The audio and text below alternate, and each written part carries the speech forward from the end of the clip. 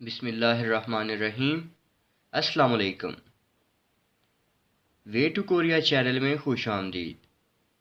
आज हमने next pronunciation rule पैलेटलाइजेशन को स्टडी करना है।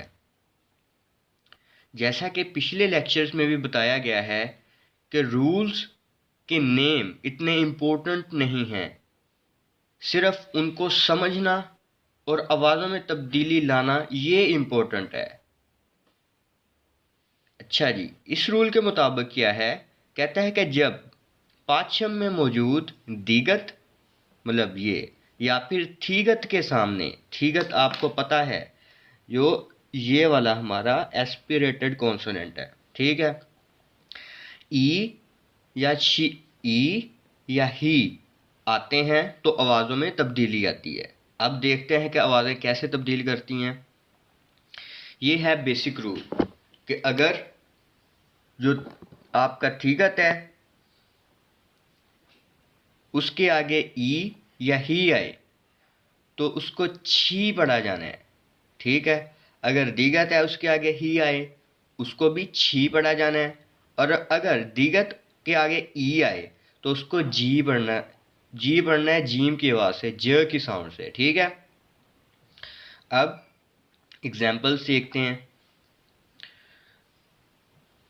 फॉर एग्जाम्पल थीगत है, इसके आगे ई आ रहा है तो आपके जहन में ये भी बात आ सकती है कैरी ओवर रूल के मुताबिक कि जो थीगत है यहाँ का ये ऊपर शिफ्ट हो जाएगा और इसको हम खाती बढ़ेंगे, ठीक है। लेकिन हमने वहाँ पर भी इसे उस रूल की एक्सेप्शन देखा था, और ये बेसिकली इस रूल के मुताबिक हम इसे खाची बढ़ेंगे, ठीक है। इसे खाती नहीं पढ़ा जाएगा। वैसे ही इसको देखें,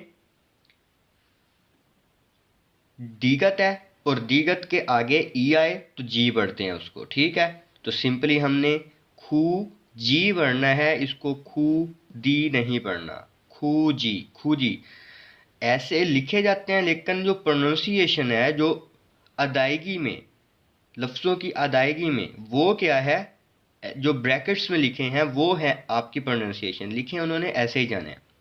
नेक्स्ट, जैसे ये है दीगत के आगे हियत ई मतलब ही आ रहा है तो ये हम ये सोच सकते हैं कि जो एस्पिरेटेड साउंड था, मतलब जो दीगत हियत के साथ टकराता है और थी में कन्वर्ट हो जाता है, वैसा कुछ नहीं होगा यहाँ पर।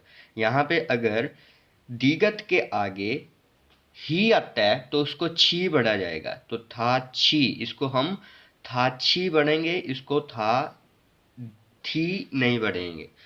तो ये था आज का pronunciation rule palatalization. Thank you for watching the video.